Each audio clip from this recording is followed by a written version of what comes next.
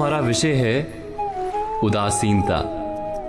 उदासीनता हृदय का ऐसा भाव है जहां हमें किसी बात में रुचि नहीं रहती, हम कोई कार्य करने के लिए उत्साहित नहीं होते। उदासीनता जब एक सीमा से बढ़ जाती है तो मन का रोग बन जाती है। मनुष्य जीवन से अधिक मृत्यु को पसंद करने लगता है।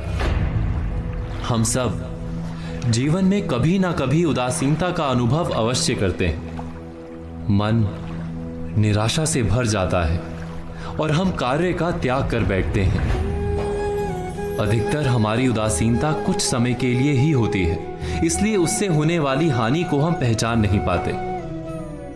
किंतु उदासीनता धीरे धीरे आदत का रूप धारण कर लेती है और हम बार बार उदासीनता के कारण हाथ में लिए कार्य अधूरे छोड़ देते हैं।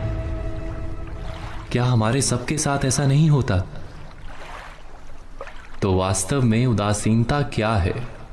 इसका जन्म कहां से होता है? इससे छूटने का उपाय क्या है?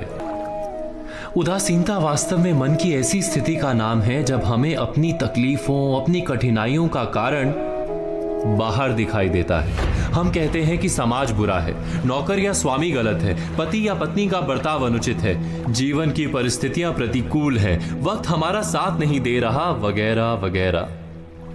और जब दुख का कारण बाहर होता है तो उसको बदलने का हमारे पास कोई मार्ग नहीं होता। क्या ये सत्य नहीं? हम समय को किस प्रकार बदल सकते हैं? परिस्थितियों में कैसे परिवर्तन ला सकते हैं हम? अर्थात हम स्वयं को निस्सहाय मानने लगते हैं और वहीं से उदासीनता का जन्म होता है। क्या ये सत्य नहीं? प्रश्न ये है कि क्या हमारी सारी विपदाओं का कारण बाहर है या स्वयं हमारे भीतर है? क्या हमारी सारी विपत्तियां, हमारे बुरे हालात क्या दूसरों के कारण है? क्या हमारा परिवार हमारा शत्रु है? क्या समाज दुश्मन है?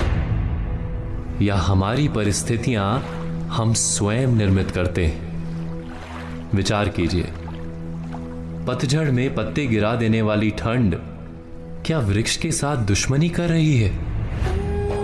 नहीं, ऋतु चक्र तो अपना कार्य करता है। उसे पेड़ के साथ ना दुश्मनी है ना दोस्ती। ऋतु चक्र के अनुकूल हो जाना वृक्ष का कर्तव्य है। ठीक वैसे ही समाज कभी किसी व्यक्ति का ना मित्र होता है ना शत्रु। समाज को जिससे लाभ मिलता है, समाज उसका मित्र बन जाता है। अर्थात समाज प्रतिकूल तब बनता है जब हम समाज के प्रतिकूल बनते हैं। वैसा ही व्यक्तियों के बीच में भी होता है।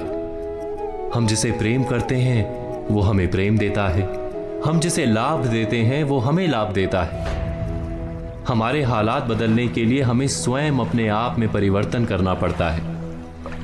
इतना समझ लेने पर स्वयं में परिवर्तन करना कठिन नहीं। अर्थात जीवन में उदासीनता का कोई कारण ही नहीं, केवल अपने आप में परिवर्तन करना पर्याप्त है। अवश्य विचार कीजिएगा, चिंतन कीजिएगा, मनन कीजिएगा।